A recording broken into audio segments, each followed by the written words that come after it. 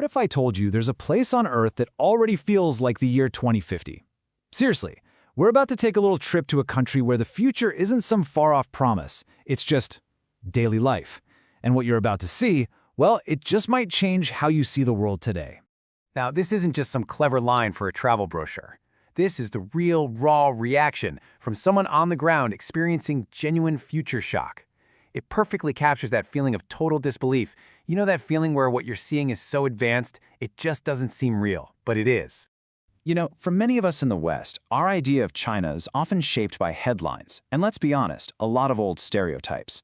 But when you're actually there, the reality on the ground is just completely different. There's this massive disconnect. You're suddenly in a country that's running on a level of tech that most of us just can't even imagine. It really is like looking through a window into the future. So where do you see this future first? Well, it's in the small things, the everyday routines. It's in what people are calling the frictionless city, where technology has been cleverly designed to get rid of all the little annoyances and hassles of modern life. Okay, take palm payment. Imagine this. You need to rent one of those portable phone chargers from a kiosk. Instead of digging around for your credit card or pulling out your phone to scan something, you just hold your hand over a scanner. That's it.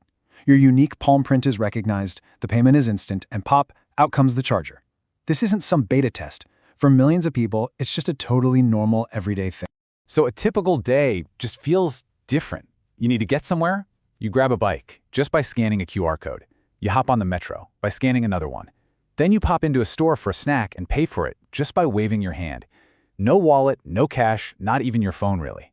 The whole experience of being in a city is just completely integrated and seamless. Now let's see how this frictionless idea builds into something even bigger. Because it goes way beyond just paying for stuff. It's changing how people and goods get from point A to point B.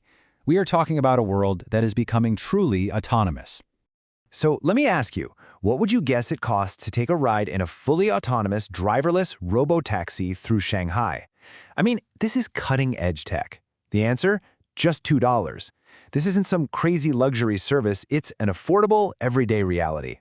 And the experience inside is just surreal. You're looking at a screen and you can see the car's AI sensing every single thing around you, every other car, every bike, even people walking on the sidewalk. It gives you this incredible sense of safety.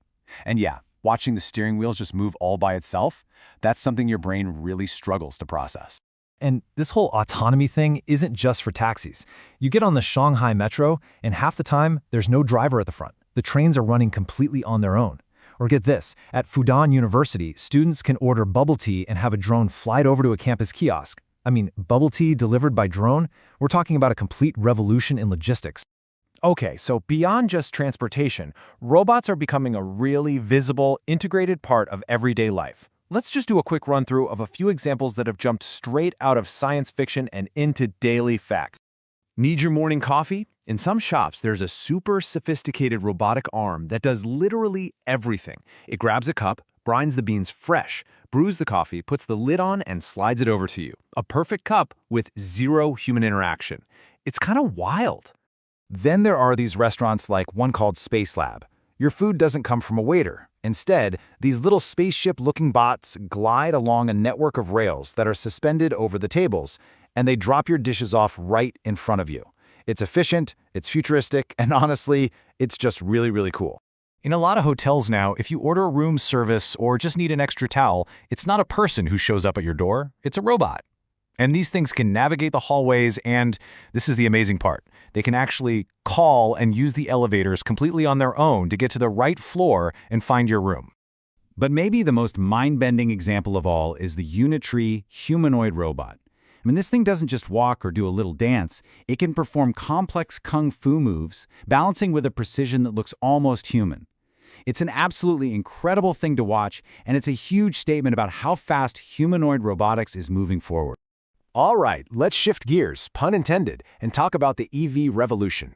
Because in China, this isn't just about making electric cars, it's about building an entire ecosystem around them, from the wild software inside to the infrastructure that keeps them all running. So meet Nomi. It's the in-car AI from the car company NIO. This is not just another voice assistant.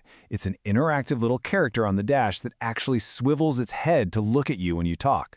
It can turn on a full karaoke mode for everyone in the car, project your navigation right onto the windshield. It turns the whole car into an entertainment space on wheels. So you're probably thinking, all this crazy advanced tech must cost a fortune, right? Well, get this. A sporty, super high-tech electric car from a brand like Zeekr, with a design that could go head-to-head with any top international brand, costs around $30,000. That makes this kind of technology truly accessible to a mass audience. And what about the biggest headache with EVs? The charging time? Well, NIO has a pretty wild solution: drive-through battery swap stations. The car actually reverses itself into a bay, a machine underneath takes out the dead battery and slides in a brand new fully charged one. The entire process takes just 3 minutes. That is an absolute game changer, and it basically solves one of the biggest problems for people wanting to switch to electric. So where does all this innovation come together? To really understand that, you have to look at one city, Shenzhen. People often call it the Silicon Valley of China, and its story is just a powerful case study in unbelievably fast transformation. The scale of the change here is just staggering. In 1980, Shenzhen was basically a collection of quiet little fishing villages with maybe 30,000 people. Today, it is a sprawling, futuristic metropolis of over 17 million people, and it's a global epicenter for tech and manufacturing. It's home to some of the world's most influential tech companies. We're talking giants like Huawei in the telecom world, Tencent, the company that created the everything app WeChat, BYD, which is a massive EV maker, and super innovative companies like Insta360. When you see all of this, the seamless payments, the self-driving cars, the everyday robots, and you realize it's all happening in cities that were basically built from scratch in a single generation, it forces you to ask a much bigger question. What does all of this rapid, widespread innovation actually mean for the rest of us? And really, it all comes back to that feeling of future shock. This quote from someone riding in a robo-taxi just perfectly sums up the whole experience. It's this feeling that the future didn't arrive slowly. It just sort of appeared, fully formed and working perfectly, leaving you just scratching your head wondering how it all happened so fast. And that leaves us with one last, pretty provocative thought. After you've seen a future that is already a reality for millions of people, you can't help but wonder, is the technological leadership that so many in the West have always taken for granted still a sure thing? Or is a quiet overtaking already well underway?